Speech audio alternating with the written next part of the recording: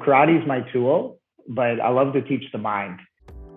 Hello and welcome to the Wellness Dojo podcast, where we bring real solutions to real health and wellness problems. Today, we're excited to have world-renowned martial artist Cody Diesbourg with us to talk about his journey through martial arts and competition and the life lessons that he was able to take from it. We're excited about this episode and it's a fun conversation. Let's go. Hello and welcome to the Wellness Dojo podcast. I'm your host, Kyle Craig, here with my co-host, Dr. Riley Anderson. And today we're super excited. We've got Cody Diesbourg with us. Cody is, he's a world champion martial artist. He's been doing martial arts for over 30 years. He's been competing internationally for 28 and teaching for 26. Really happy to have you on. Really excited about it. And Cody, for the people who maybe don't know who you are, can you tell us a little bit about yourself, how you got into martial arts, and what your story is? Sure. Hey guys, thanks for the good intro there. It's been 30 years or so. I started karate when I was like 5 years old. I wanted to go into it for bullying. I was getting bullied at school, and I was like, I know the Ninja Turtles and I know karate works, so I'm gonna try to get into it. And talking to my mom and my dad afterwards, it was a much different story on their end. It was for focus. So they were like, yes, karate is a good choice for that. I went in for my first lesson, and I actually didn't get to start karate because I was too unfocused. So they're like, we're gonna have to wait a year. So anyway, got into karate and really haven't stopped. Like it's been one of those sports that I was able to sink my teeth into and kind of develop and grow as I went and use it for other things, right? So It was definitely a very good choice from my parents and myself just to kind of get into and have some fun with. So, yeah. Right on. I just want to just get into the basics here and lay the groundwork for people that might not know how karate differs from other martial arts styles. Can you just give us a basic explanation of what karate is and, at its foundation? Sure. Yeah. So karate is a discipline that is on the feet mostly. I mean, there is stuff that we do with takedowns and stuff like that, depending on what you're into. But mostly it is I'd say about 60% feet and 40% hands when it comes to the discipline. Whereas Taekwondo, you'd have a heavier on the legs. That would be the main focus. And it comes from Japan, where other styles come from different areas. So they develop in different ways. So, karate was developed basically to have the villagers and the farmers and stuff defend their towns. Yeah. Where you have other styles that mimic things like the Chinese arts, mimic the animals and stuff like that, right? And karate's a dominantly stand up one, a lot of striking, a lot of straight lines. Yep. Awesome. And so Kyle mentioned that you've been in competition for almost 30 years, something like that, right? Yeah. And so obviously you've seen a lot of changes, maybe even in the level of competition. Can you just speak a little bit to what you've seen insofar as the evolution of the competitions been in your time as a martial artist? Sure. I mean, early on, it was me trying to figure it out, right? So going out there, competing, and I remember back in the day, it wasn't abnormal to see 30, 40 kids in a division. And trying to vie for that top spot. Competition back then was a little bit different. I mean, people were still kind of learning and growing. I mean, it's an evolution sport, right? So everything you see has been kind of compiled together from the teachers and the teachers' teachers. And so it's just going to grow, exponentially as it goes down the line. And that's kind of what I've seen is, the things that my instructors gave us, we worked with, we adapted, we learned from. I mean, even myself teaching my students, there's things that maybe I didn't do as good as I could have, or things that maybe weren't the best way to do them. So, we're always trying to develop better ways to teach, better ways to learn. And in turn, that kind of makes the sport evolve, right? And so right now you're seeing a lot of young martial artists who are in it, and they're very talented. It's like every 5 years or whatever, it's almost like the talent grows double, triple, right? Because of the teaching and the passing on the knowledge. And then just having that competitive edge, having that competitiveness of being up against each other is the biggest way to grow. Yeah. Right. It's that whole teacher's mentality of just always wanting your students to be better than you were or better than you could have been and that type of thing, right? Yeah, Yeah. definitely. Something that I've always admired about you, Cody, is you're very humble, right? And that shined through when you sent your bio over. It's like you could have listed like the number of world titles that you've won and stuff, and I know that list is really large, but you didn't, right? That's something that, just all the world championships, that type of thing. That's something I want to touch on in a little bit. But first, like keeping to this competition theme, another thing that I really admire about you is your ability to maintain composure. And an example that I'll give is I was recently, and I'll sometimes go back and watch. You had a fight with Jody Tension at the World Championships one year. It was in the team sparring for it was like Canada versus USA. You got down in that fight, and he took a pretty demanding lead on you, and you just like fought back. Your composure never changed throughout that. Is that something that you've really taken from martial arts? Is that something that you really had to work towards? Because it's something that I've always seen in you is like even your facial expressions, like during fights and even in your forms and that type of thing and kata, you just seem to maintain your composure so well. How did you develop that, and is that something that has helped you in your real life as well? Well, for sure. I mean, everything is transferable skills, right? With our martial arts, and especially when you get into competition, because you're in the hot seat, and there is going to be moments that it doesn't look like you're going to be able to do it, and you still have to put on a show, right? You still have to do your thing. And actually, it's funny you bring up that fight, because that's one of my most memorable fights. It was one where I was down a bunch in the team fighting, and it was basically that, I had to just keep going and trying to mix it up a little bit each time, right? And then it just kind of racked up the points there. But the staying cool part it's a learned one, right? When I first started, I used to get really nervous. I used to get I wouldn't say that I was scared, but it was like nerves are good, but I didn't know that at the time. Right. So I didn't know how to handle those and realize that it is adrenaline, it is power, it is energy. And I actually was lucky enough to have a great instructor at the time. He was one of my instructors, Brent Beatty, and he was one of the best fighters back then. And he basically came up to me and he was just like, "Hey, are you nervous?" I'm like, "Yeah." He's like, "Okay, you feel that?" I was like, "Yeah." He's like, "That's your energy." He's like, "Imagine it flowing through your body and filling up every piece and just giving you more power, more speed, more agility." And that really hit home at a young age. Like, I think I would have been 7 when I heard that. And since then, every single time that I kind of get ready, if I'm getting those nerves, then I'll start to channel it into the right spots and try to use it for power, use it for energy. I always told myself speed, strength, agility before I go into a fight. So it's a lot of that mental game part that I think carries over from competing at that level. That was at a beginner level, right? So it doesn't even need to be a huge thing. It's the platform that you're in. It's that spot that you're in, feeling the crunch. And nowadays, having the experience and the competitions under my belt is basically some days I don't get as nervous. And that's usually when I have to get myself to be nervous. Like I actually have to work myself up to a point where I start to feel that adrenaline and stuff. And then that way I can channel it, because that's how I know how to perform best. Mm-hmm. So that's something that's been learned across the way. And then using that knowledge of those feelings has helped in regular life, presentations, business, teaching. It's being on the on the hot seat.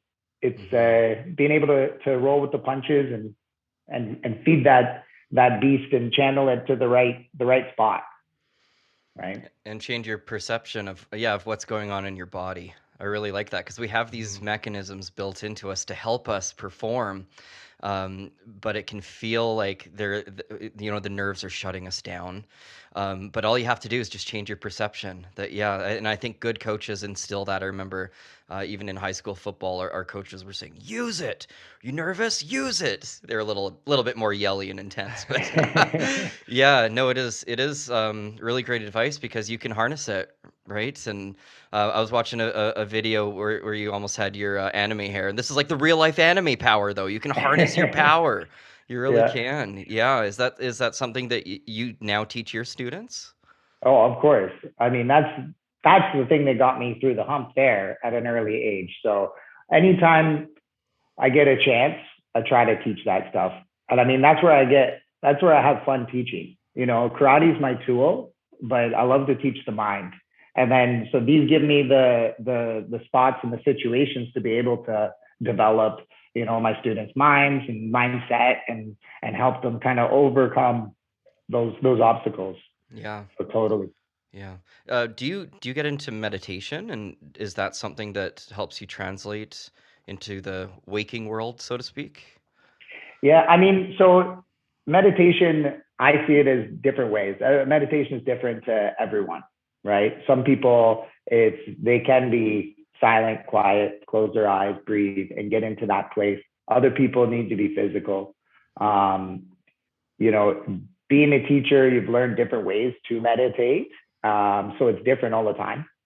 But you know, for I would say some of my best fights, some of my best competition, that's my meditation because of the fact that I'm in there, empty mind. You could ask me what happens in the ring, and I probably wouldn't be able to tell you, just because I wasn't there. It was my body working, and my mind was watching, and it was really that's my meditation. That was my peace. But as far as like getting ready for the competition and stuff, visualization is huge. I it's those little thoughts and those little negative things that pop in your head when you're on the sideline getting ready to go, or let's say you've had a whole weekend of fighting. Now you have to go for the grand champ, and it's like the mind does play with you a bit. It's like, no, you're tired. No, I don't know. So it is something that I try to do when those things pop up. And for me, I breathe, I collect my energy, and I remind myself speed, strength, agility. So I force those thoughts out with my own thoughts. And for me, that's like I'm the only person there at that moment. So I would say that's how I meditate before I get into the ring. Mm-hmm.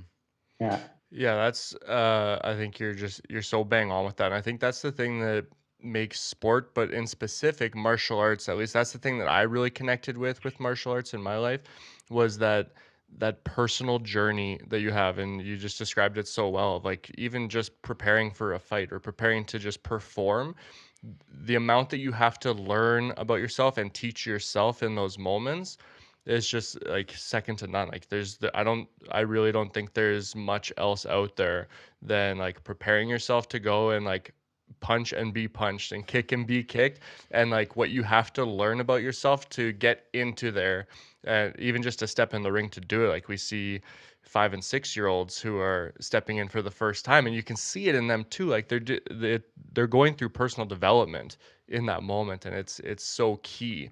Um, Going back to that classic fight, Cody Diesbourg and Jadi Tension, um, you know, a fight like that, is that something that winning and losing just, you know, it always matters to us, but at the end of the day, is that something where it really doesn't matter if you win the championship, because that fight, that performance, that moment just sticks with you, and you take so much away from it that it's a win no matter what?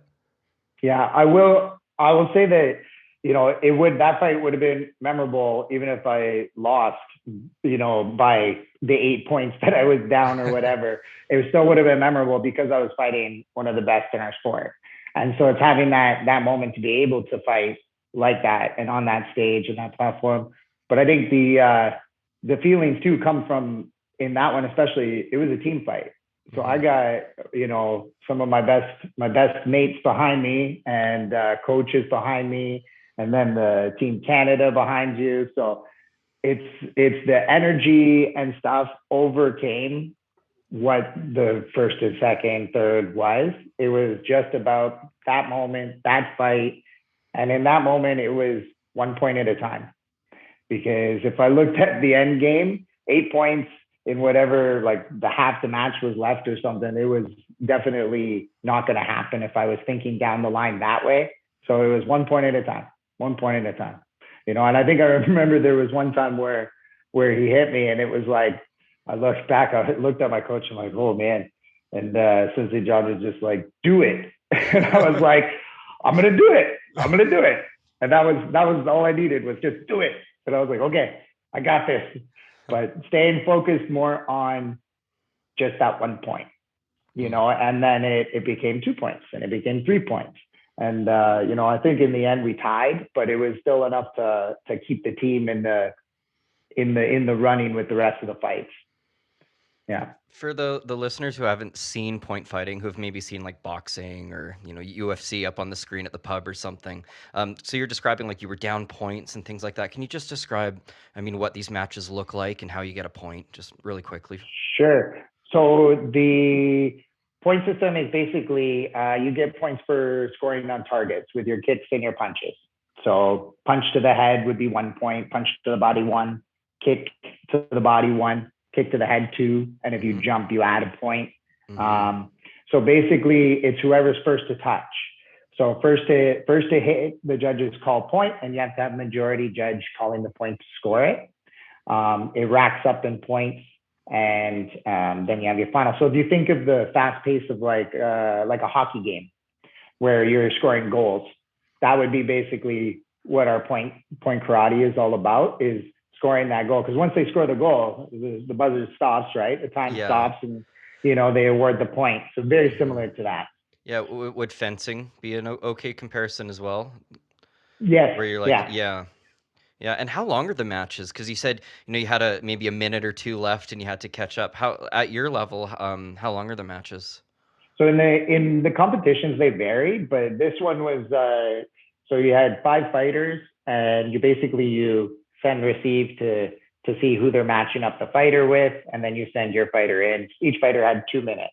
Okay. And then it was done by wins of the matches, and then points in the end if there was a tie. So a lot of the time you have 2 minutes to get up in points and be ahead in the game. Fast and furious. Yeah. Oh yeah. It's a quick pace. Yeah. Another word for point fighting that is used kind of interchangeably is speed fighting, right? And that describes it perfectly, because it's all about being fast, being explosive, being first, and timing, explosiveness. It's just such a exciting fight to watch, like no matter what, because like as an example of what we were just talking about with that fight, like you can turn things around because it's about speed and precision and timing and stuff. And so you never know. You're kind of like watching the UFC. You never know, that guy might get that one punch, or that girl might get that one punch and shock the world. Point fighting is very similar. You can come back at any time. Like you just have to be fast enough, and you got to be sharp up top too, right? And keep yourself composed, like we were talking about. Yeah. Yeah, it's definitely a chess match when you're in there, because you got to be a few steps ahead at such a fast pace. Yeah. Right. Yeah. Yeah, definitely. I want to talk a little bit about kind of winning and losing, and I have opinions on this whole like championship thing, or like being a champion.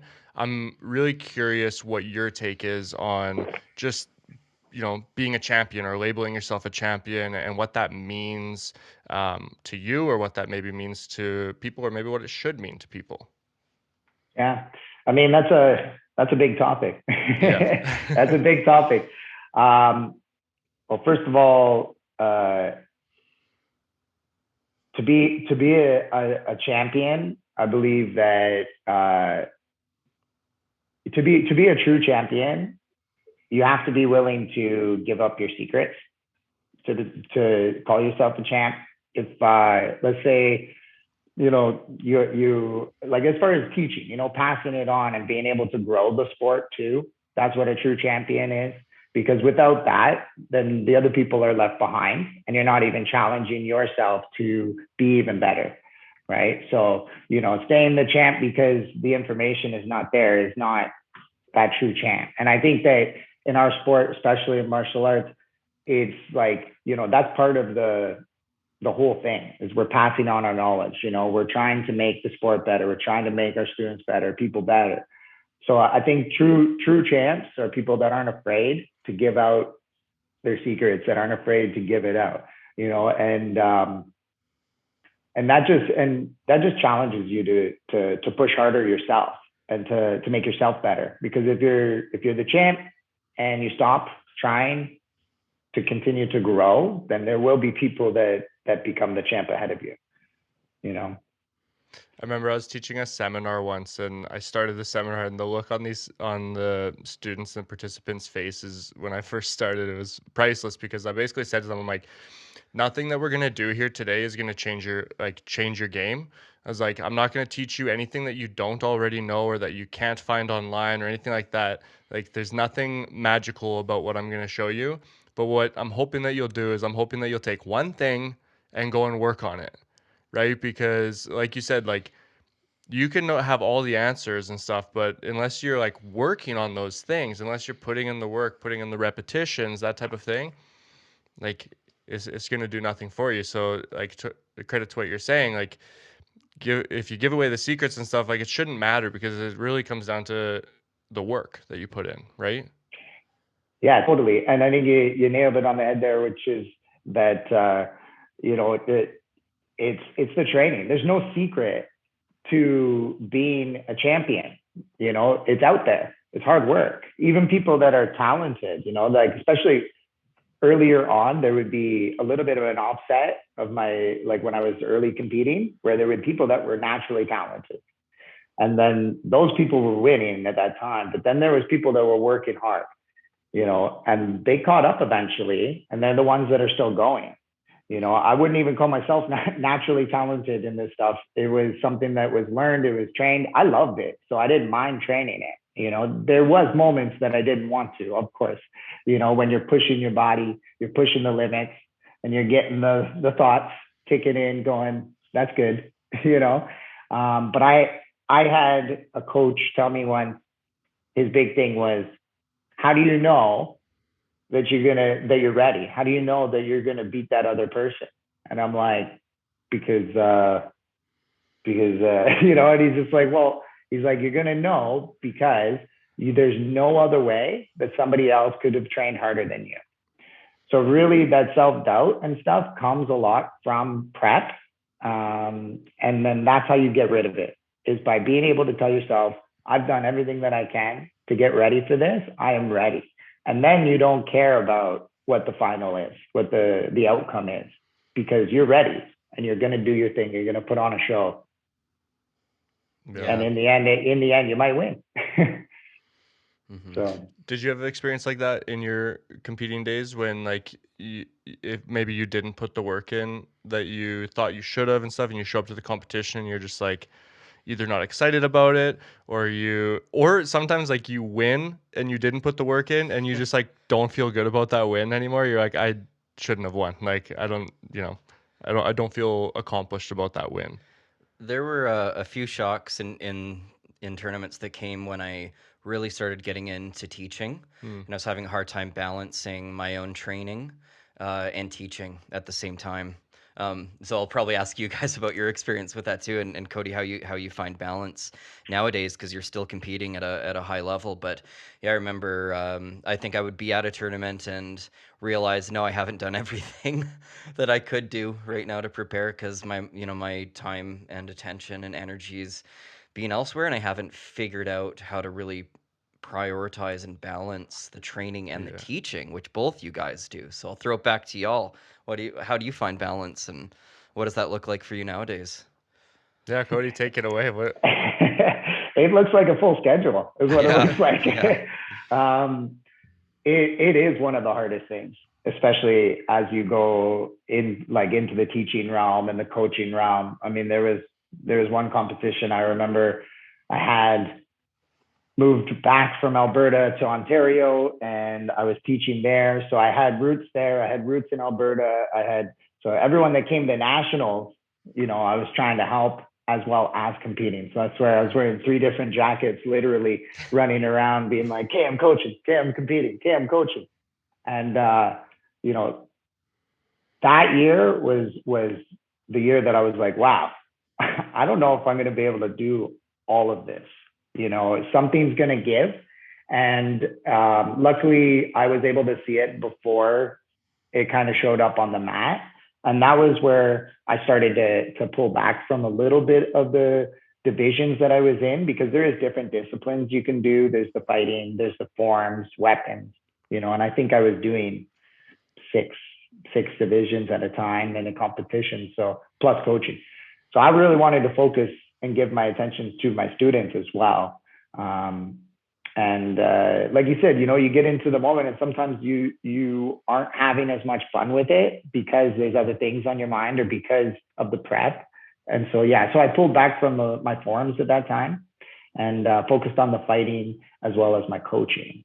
And that helped me. But that was also after, I don't know, 20 plus 25 years of competing. Mm-hmm. So there was moments where I did do everything. And it wasn't easy. So it is, I don't even know if there's a magic, answer for that, but being able to protect some time for yourself is important, because without that, you're not going to be able to give to the students that you want to give to. So balance is important. And I've had to learn that over the last, say, 5-6 years, because it's been, on my mind at least, or you notice it, Yeah. So it's tough. You got to be good for yourself to be good for others, right? For sure.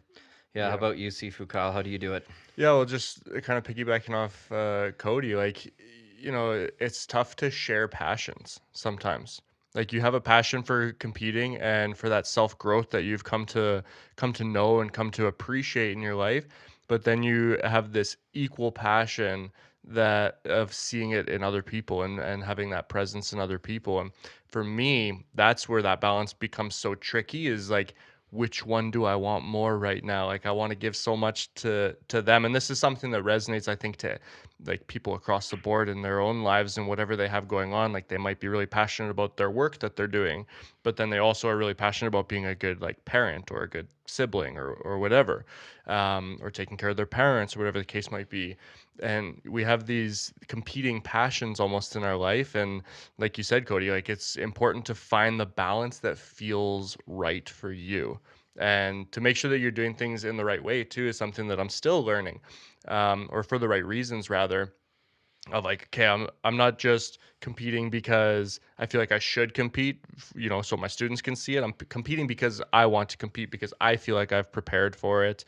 And I've gotten myself in trouble with that even this year, of like going into a competition when you just haven't put the work in. You have other stuff that has been going on in your life that's just kind of taken priority, and you have to pay attention to those things and like remind yourself kind of like, okay, why am I doing this? And I think that if you can circle back to why am I doing this? Why do I want to do this? Those types of things, I find that's what helps me kind of navigate that balance a little bit. Because I don't think you ever find that perfect balance in the middle, right? It's like sometimes the balance is more on this side and that feels best, and sometimes it's more on this side and that feels best today. So it's ever changing, I think. Yeah, I think you're right about that. And you said the why. I think that's a great question to anybody if you're having trouble finding the balance, because it's like, why am I trying to do this and why am I trying to do that? And then you start to figure out your why and what's important, right? And sometimes you're holding on to something just because it's what you've known, and then there's really no why anymore. So you're like, okay, well, maybe there will be a why though down the road. So it's like, you don't have to give things up completely, but if your why and your passion is in that other piece, is, give yourself to that too, and then shift your balance. Yeah. I think we saw that even with the pandemic and stuff too. You've seen a lot of students and even some instructors and high level competitors almost have a chance and an opportunity to sit back and reflect on like remembering why they actually enjoy doing certain things, right? And again, this can go across the board to anybody, somebody who plays soccer or somebody who, loves teaching or something like that. Like, it really gave people an opportunity to ask themselves that question. It's like, okay, why do I miss this so much right now? These things that I'm not able to do, right? Totally. So we talked a little bit before about like maybe changing your perception about what nervousness and adrenaline is. You talked about what I would almost call like a mantra that you repeat to yourself, like the strength, speed, and agility, which I really like too.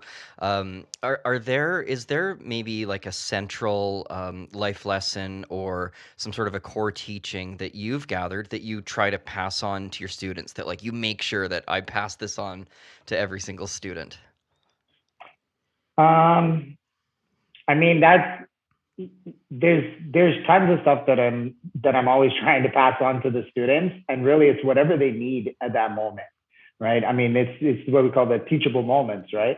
There's moments that you're going to be able to speak to that student and say that one thing that's going to stick, and there's moments that it may not, and that's a tough question to kind of narrow down just one thing. But I think one of the most important things that I try to teach when I'm working with students, especially when they're trying to compete, is the fact that if it's something that they want to do and it's something that they're doing, then it's for them, right? Because you need to take away, like I've had students perform not at their best because they were afraid that I was going to be upset, or they were afraid that they were going to let their parents down, or they're going to let other people down. And that one has been up there top for things that'll really mess with you when you're trying to compete, is when you're doing it for other people, when you're doing it for the fear of losing because of other people's reactions. So it all comes back down to the training.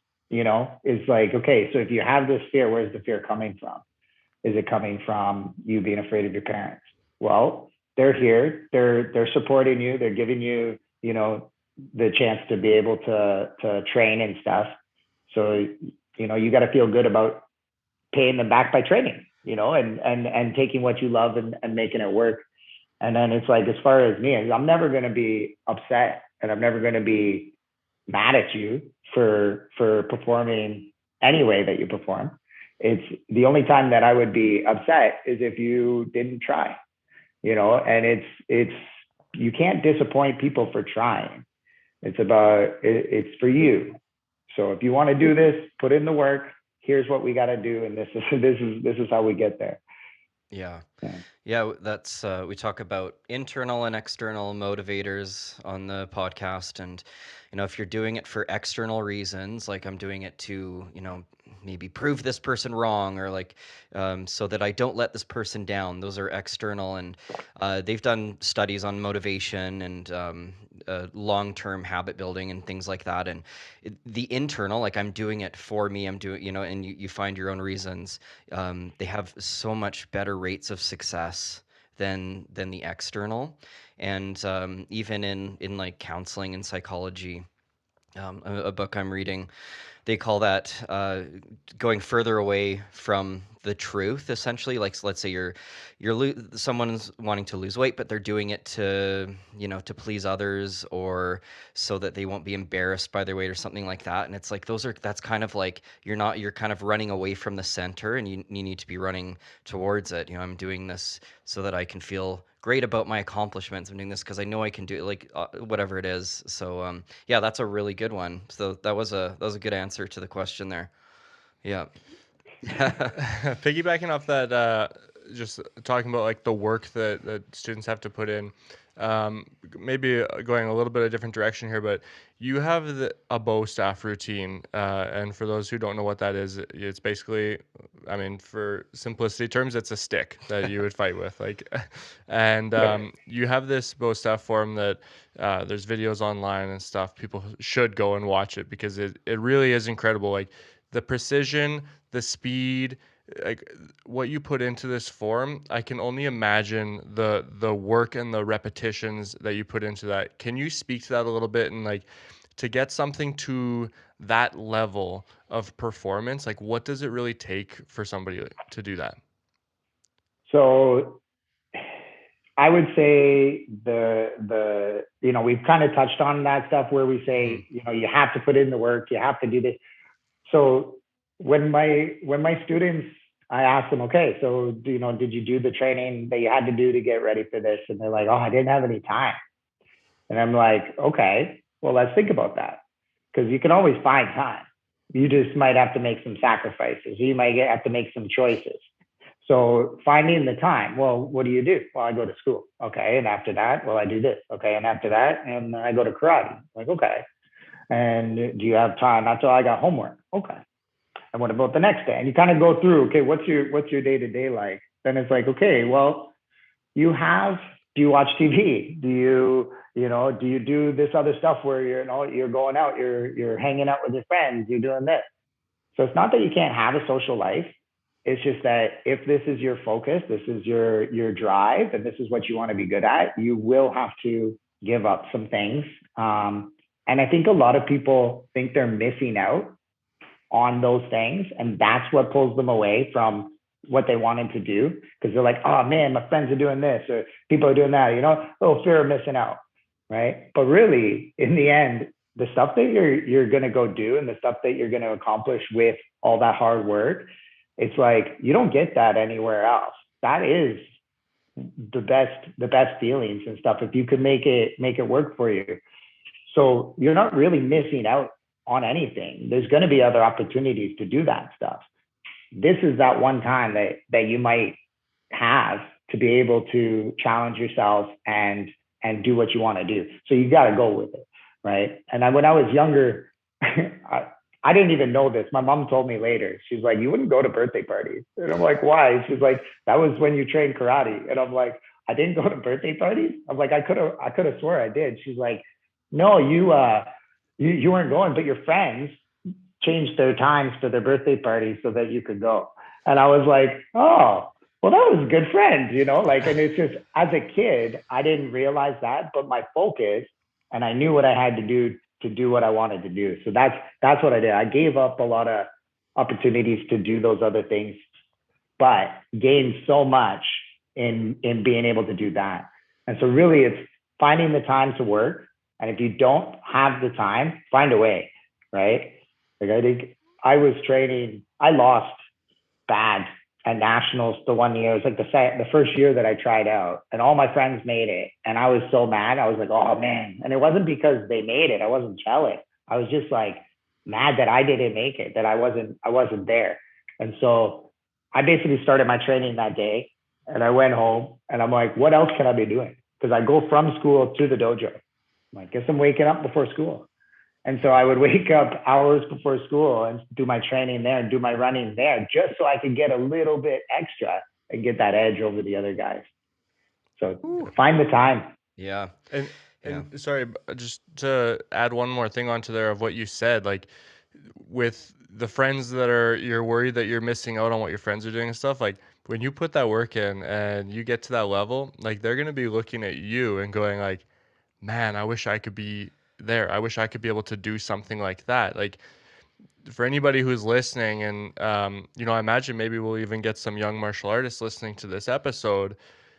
When you cross that path of like, am I missing out? All my friends are playing street hockey, but I'm training, that type of thing. Like, just remember that everybody's missing out at something, right? But it's a matter of, again, going back to that question of, okay, why train? Or why play hockey, or like why go run and go to the playground and stuff like that. Like, why do I want either one of those two things, and which one do I want more, and for what reason? And I think that can help you make that decision either way. Maybe one day you do want to miss training because you really are missing out at that, and maybe that's okay too once in a while, right? Yeah. But yeah, that's that, the work that goes into that level, right? It's that you just highlighted it so well. and that concept of sacrifice, which I think people even have resistance to that word, right? It's not a nice sounding word sometimes, but something that I've seen echoed in ancient texts, even religious texts, is that the successful amongst us sacrifice. And when someone's trying to get healthier, like in my line of work, they have to likely sacrifice something, right? And so, but what I tell them is it doesn't have to be something you love necessarily. Look at your life and look at what's not serving you, what you're doing day in, day out, that's actually not giving you a lot back and isn't serving you, and start there and sacrifice that. So it doesn't necessarily have to be something that, they're Yeah. attached to, but give a true like benefit analysis of Yeah. some of these things that you're spending your time on, right? Yeah. And I know it's a little bit of a repetitive question asking there, but that's kind of why I wanted to circle back to that, is because I think, for people who are listening, who are maybe even trying to like lose 50 pounds or something, like these big goals, and they, in this world of social media and everything, like we see everybody else's accomplishments and we go, man, why can't I do that? Or it seems to come easy for them, or whatever. Like you kind of touched on it too, Cody, of like, oh, he's just naturally talented, that's why he's there. It's like, no, it takes a level of work. It takes a level of sacrifice to get to whatever goal that you have. If it's important to you, you have to work for it. You have to sacrifice it. Otherwise, you can't be mad that you didn't get there, right? You can only be mad, Totally. right? And then back to that winning and losing thing. If you put all the work in, at least you can say like, I tried my absolute best. I put everything into it, and now I can keep working, or I now I know I'm that close, right? So. Yeah. Yeah, Yeah. totally. And I think so with that naturally talented stuff too, is having those hard workers come up and eventually will surpass. It's not to say that there wasn't talented people who did work as well, Mm-hmm. Yeah. right? It's just that as the time goes on, the people that didn't put in the work, doesn't matter if you're talented or not, there was going to be people that passed you at some point and then took over. So it's, even if you're talented, you're going to have to put in the work, and you have to learn that at the beginning, because if you wait till the other people catch up, then it's too late. You don't know how to train. You don't know how to put in the work, and it's going to become a chore. And finding your happiness in your training is important. Yeah. Totally. Yeah. Have you heard that phrase, hard work outworks talent when talent doesn't work? Yeah. Yeah, Yeah, I love totally. that. That's a great one. Yeah. Words to live by. That's right. That's Mhm. right. um, I mean, we've touched on a lot of different things so far, and a lot of things that I think can resonate with people even outside of martial arts. Um, what would you say? This is going to be a loaded question for you, so prepare yourself. But yeah, there you go. So, what would you say? Like, how has martial arts changed you for the better in your life? Like, I know we've kind of touched on it a little bit, but if you were to look at it and like step outside and look at yourself from outside perspective, how would you say it's changed you for the better? What have been the biggest positive impacts that martial arts has had on your life? Like you said, it is a big question, because without martial arts, I don't know who I would be. Like, Mm, I've done it since I was 5, and it's become, I've become it. It's become me. It's a way of life.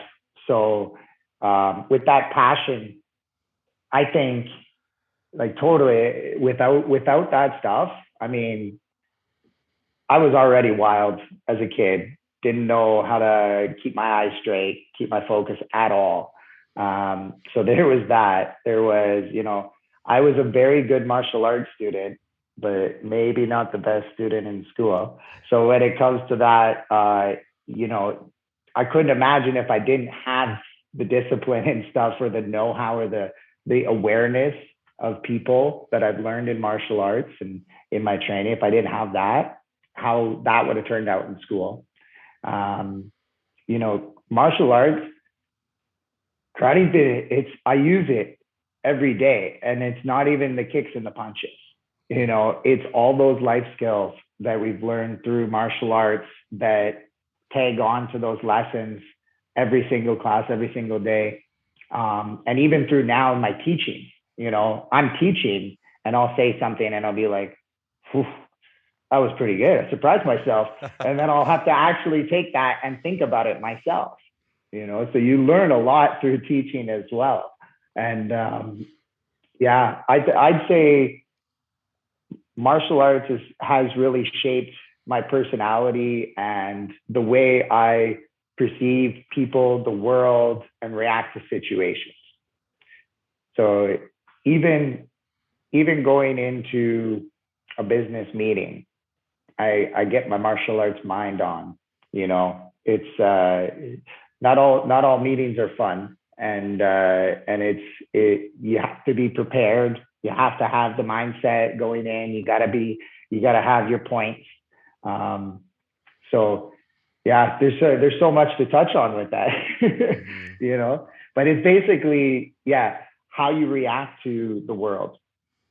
Yeah. Having the toolkit to be able to respond properly, and if not properly, having the knowledge of it's okay to own up that you made a mistake. It's okay to correct it. The only thing that's not okay is if you don't try.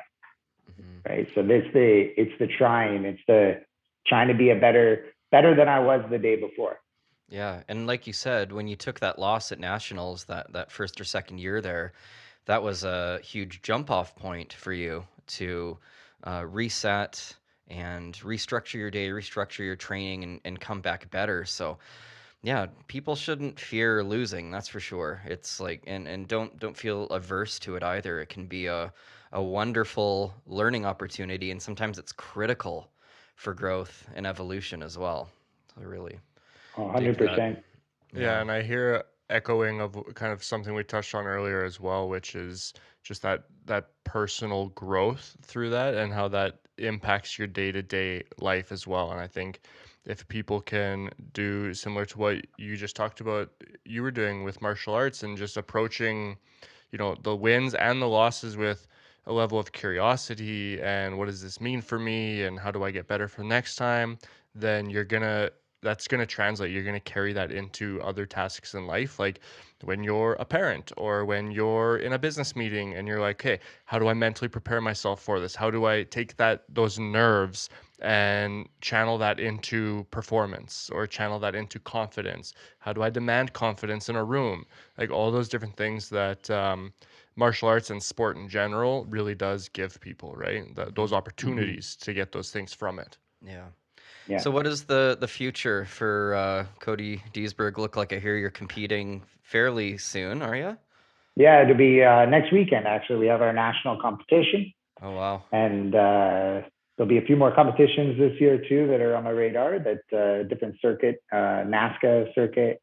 So there'll be a few competitions this year, and then Worlds will be in October. So Yeah. it's Wow. one at a time though. Next week will be the one, and then we'll go on from there. But definitely a lot of training, a lot of teaching, Mm-hmm. lots of learning. Yeah, and you're balancing another job on the side. You're talking about business meetings and things like that. So Yeah, just I teach martial arts, so I do teach at a school, Duvers Barhaven, here in Ottawa. But there's always things to do with different meetings and stuff. So I mean, I also have ties to Alberta with the WKC Alberta tournament, and my mom that's out there who is running a martial arts school. So and just yeah, the meetings are also interactions, right? But some of them more serious than others. So some you have to prepare for more so. And do you have to place in nationals to go to worlds, or sometimes if you've been part of the team previously, do you kind of get a spot reserved for you? How does that work? Yeah, so top 8 competitors from provincials will qualify to go to nationals, and then top 4 from there will make it on the team. And then you have all the countries that are going to compete that are going for the gold, silver, bronze. Nice. Where is it this year? This year it'll be in Ireland.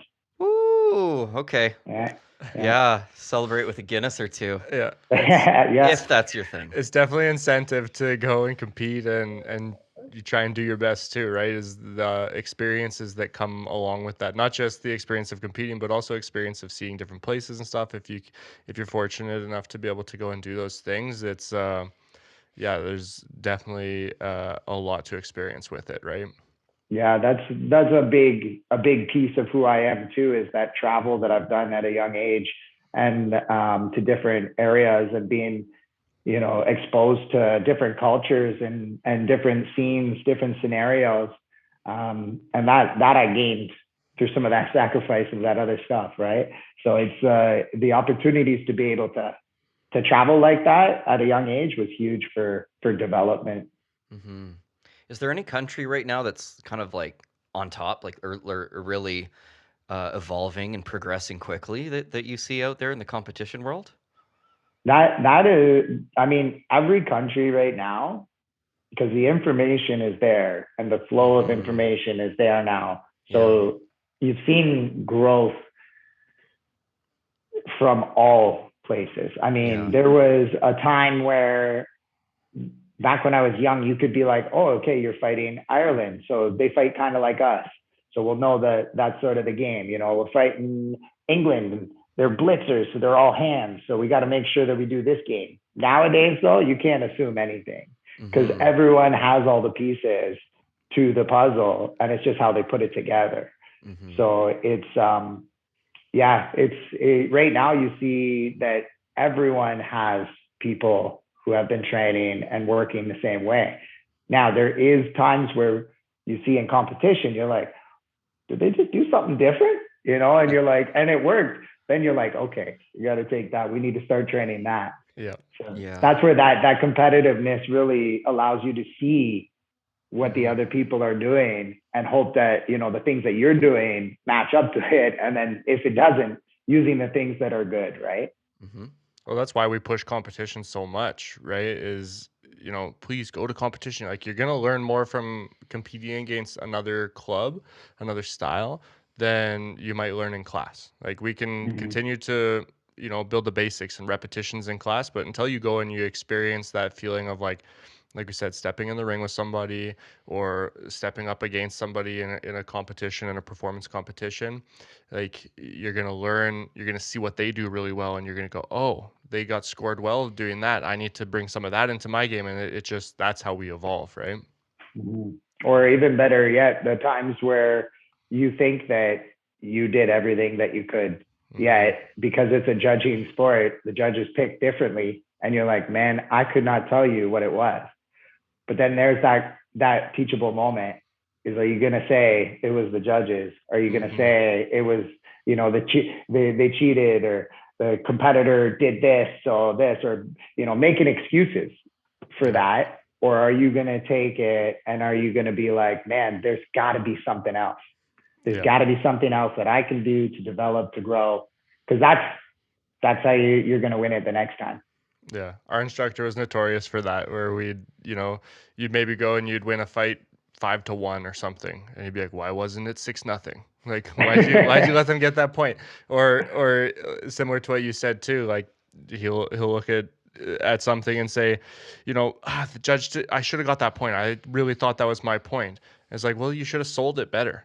Like, you should have made it obvious that it was your point then. Like, there's always something more that you can be doing to level up your game and to continue to evolve. And I think that that's like a really good cap on this conversation of just, you know, taking these experiences, whether it's in martial arts or whether it's in another sport or whether it's in something else in your life, but, you know, finding those opportunities to become better in your everyday life from it.